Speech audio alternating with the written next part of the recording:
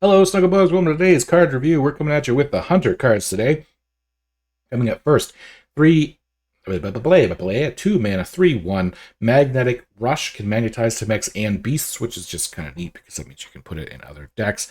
Now, honestly though, I don't know why. I mean, I guess Rush is good, and 3 attack means that if you just have a board and you want to play stuff, but it doesn't feel that great. I mean, 2 mana, 3/1 flat out with Rush, I guess, isn't bad. So I'm not going to say this is a bad card, but especially with the Epic tag here, I'm honestly not feeling it as much as I would think I would.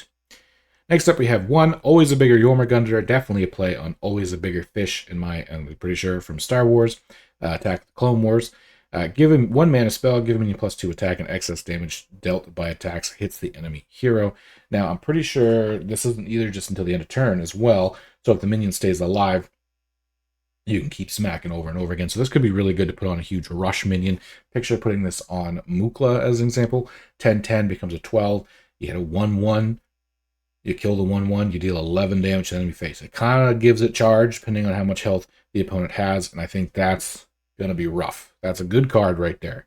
And then we have another 1 mana card, Awakening Tremors. And again, based on the picture and the way that the person's standing, I believe this is a play on the actual movie Tremors, a rude follow-up to the Sleepy Tremors. Get 3 4/1 worms. They cost 1 into your hand. Now, right off the bat, that doesn't sound overly fantastic. They don't have rush or anything. 1 health isn't the best. I do see, again, I think this isn't wild, but I do see that there could possibly be some things where you give, beasts rush or charge in the case of Tundra Rhino, and all of a sudden you play these and they become like 12 charge damage or things like that. If they are beasts, right? Yes. So as you can see, they are beasts. Other than that, though, I don't really see that. It takes build up. 1 mana 4/1 obviously sounds good, but anything with 1 health usually doesn't do anything. So we'll have to wait and see, but as of right now, I don't see that being so good in Standard. We now have Bait and Switch, which is the new secret for Hunter. It is a 2 mana secret. When a friendly minion is attacked, give it +3/+3, which is actually kind of cool because it just buffs the minion versus spawning a new one and like Wandering Monster. So like if you have a minion you want to keep alive, but you think your opponent knows you want to keep it alive, you play this first, you play that, they attack it, think they're going to clear it, they buff it, all of a sudden you get an even more powerful minion. Really good secret. Obviously 2 mana +3/+3, plus it triggers when your opponent attacks it. If they think you have it, they're going to want to make sure they have enough attack to deal with it, and makes them play awkward. Fantastic card. Next up, we have a 3 mana 3/3 with Rush called the Fable Stablehand. It looks kind of like the Sovereign from Guardians with all the gold and the little tigers there. Rush 3/3, Battlecry. If you control a minion with 4 or more attack, gain +2/+2. So I guess that could be where those worms come into play. That could mean that you play just one of those for 1 mana, then you play this for 3. All of a sudden you get a 5/5 for 3 with Rush because of it. But I feel like you're going to be able to find other minions with 4 attack a lot easier than bothering to play that spell. But next we have Hodir, the Father of the Giants. Now, again, this could be where that comes in. This was actually the one thing I was thinking of that could make these playable, right? So Battlecry set the stats. The next 3 minions you played 8/8. So it's an 8/8 for 8, which is pretty normal. But then it could allow you to play those 3 4/1s for 1 mana the following turn and get 3 8/8s for 3 mana, which is obviously quite good. It turns other things, though, so I also feel like there's just going to be better opportunities. Overall, I still think that spell maybe is just too slow or too weird and too much setup, but overall, I do think this is a pretty good card. The first 8/8, obviously, decent stat line, not fantastic, because there's no real way, at least built into the card, to make it cheaper. But being able to just summon 3 other 8/8s goes a long way. I could see this being played in certain decks. Again, maybe you cheat out things with charge, so all of a sudden, that example I gave earlier, with the Tundra Rhino, your Tundra Rhino, again, this would be wild, I believe. Your Tundra Rhino and 2 of the other cards you play would become 8/8, so you hit for 24, and then the 4 mana or 4 attack guy becomes a 28 damage combo. Pretty good. Then we have a 2 mana Observer of Myths, which is a 1/4. After you summon a minion with more attack than this, give all your friendly minions +1 attack. I mean, I think this could be good. You play this in like a bigger tempo minion-based Hunter. 2 mana 1/4, it could stay alive. And as the more you play minions, obviously it gets buffs, but then it starts buffing all your other minions, and it could snowball. It forces your opponent into killing it and making them potentially play suboptimally, which in of itself can sometimes be a good win. I think this looks like a card that people will sleep on, but once people find a good deck with it, I think it's going to do really well. Next up, we have a new weapon for the Hunter, the Starstrung Bow, which is a 6/2, costs 1 less for each friendly secret that has triggered this game.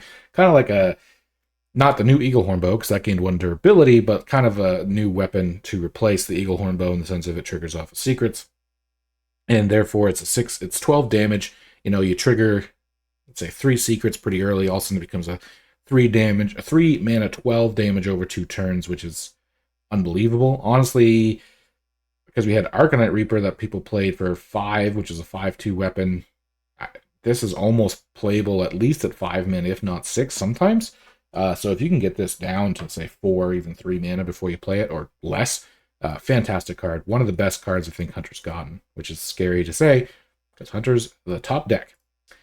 Then we have their Forge card.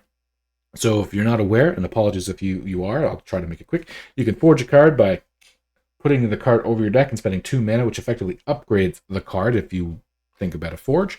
How forge works. Discover and cast a secret.